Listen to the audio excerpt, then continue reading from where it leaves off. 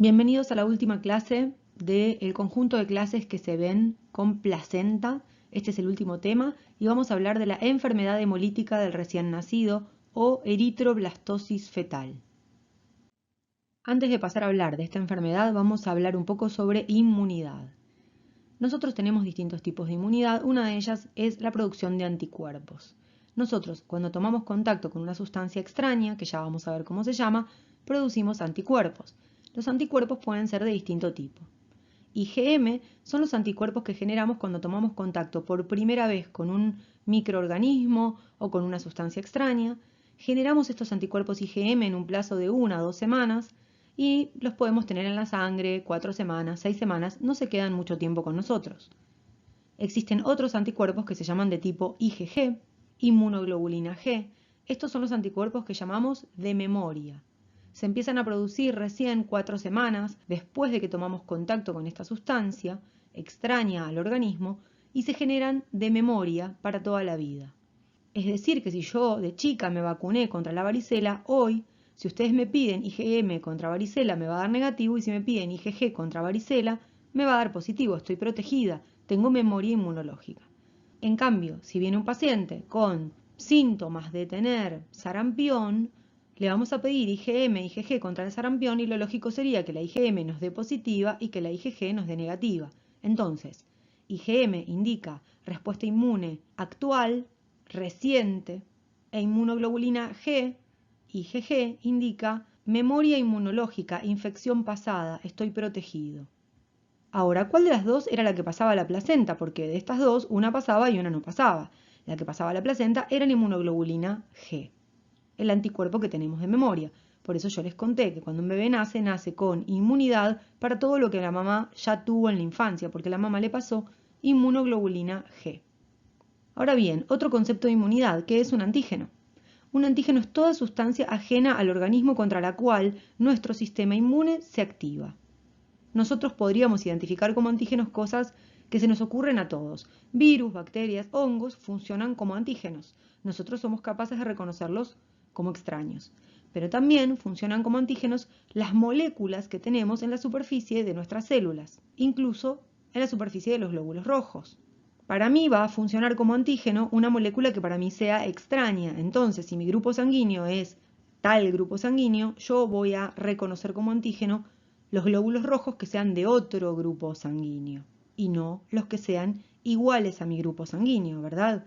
Por eso cuando se hace una transfusión, uno se fija qué grupo y qué factor tiene el receptor para conseguirle sangre del mismo grupo y del mismo factor. El grupo sanguíneo es lo que se identifica con las letras A, B o 0. El grupo sanguíneo puede ser A, puede ser B, puede ser AB o puede ser 0. Es un tipo de antígeno que está presente en la superficie de los glóbulos rojos. Digamos que las diferencias de grupo sanguíneo en el embarazo típicamente no suelen traer grandes conflictos. Es decir, si la mamá es A y el bebé es B, es poco probable que haya problemas.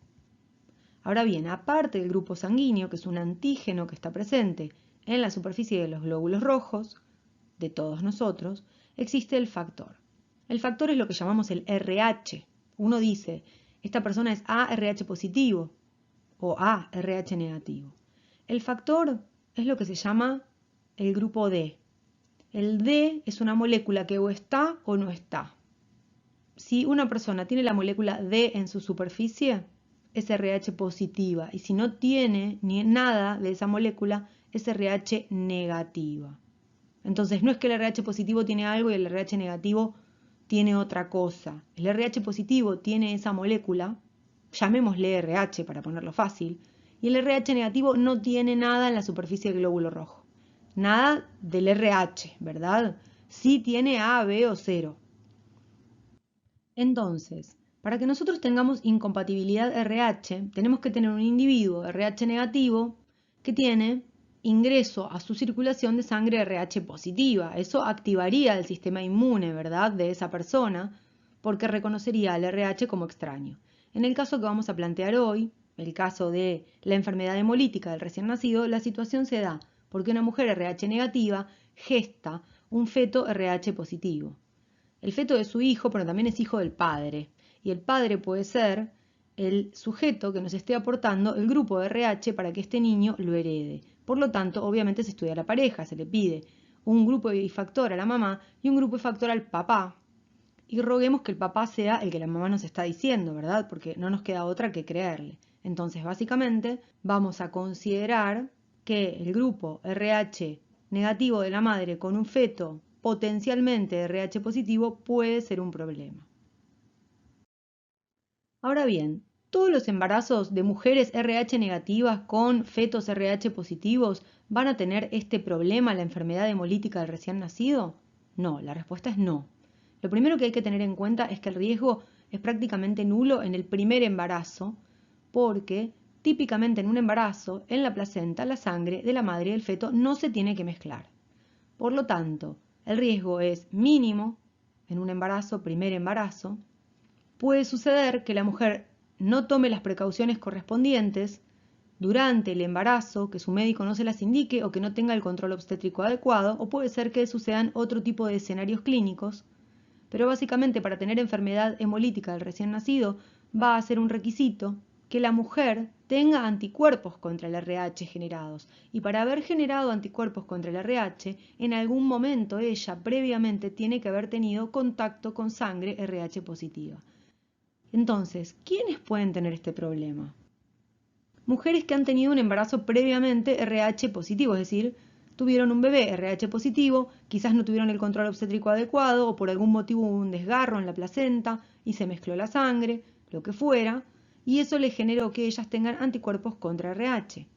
Otras situaciones, hoy en día más frecuentes, son que una mujer haya tenido sin saberlo un aborto espontáneo y que ese aborto espontáneo perdió un embarazo sin darse cuenta, fuese de un feto RH positivo y durante ese aborto espontáneo se sensibilizó, es decir, generó anticuerpos contra el RH.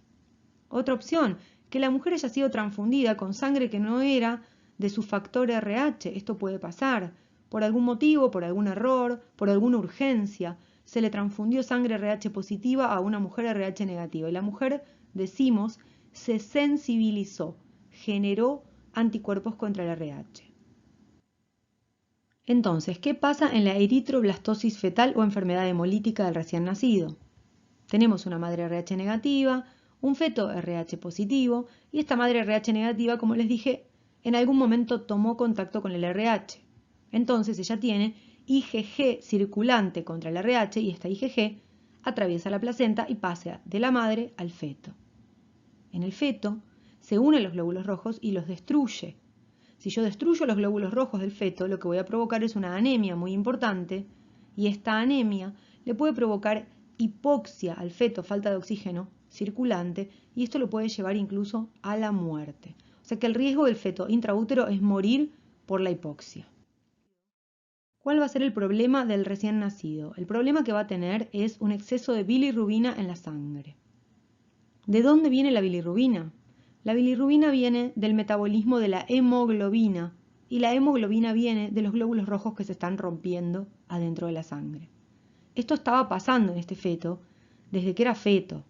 Cuando el feto estaba intraútero, sus glóbulos rojos se rompían, esa hemoglobina se transformaba en bilirrubina y esa bilirrubina se iba a la mamá por la placenta para que la mamá se ocupe de detoxificar.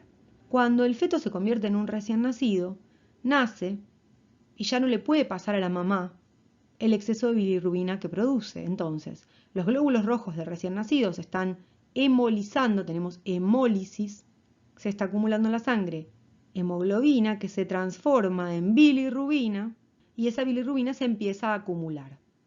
¿Cómo nos damos cuenta que se está acumulando bilirrubina en un niño? Se pone amarillo. La bilirrubina se traduce en ictericia. Le llamamos ictericia a la coloración amarillenta de la piel y de las mucosas, que lo que nos deja interpretar es que clínicamente se está acumulando la bilirrubina. Entonces, este chico, este recién nacido, se pone amarillo, se pone ictérico en las primeras 24 horas de vida y con una ictericia severa, se pone muy amarillo.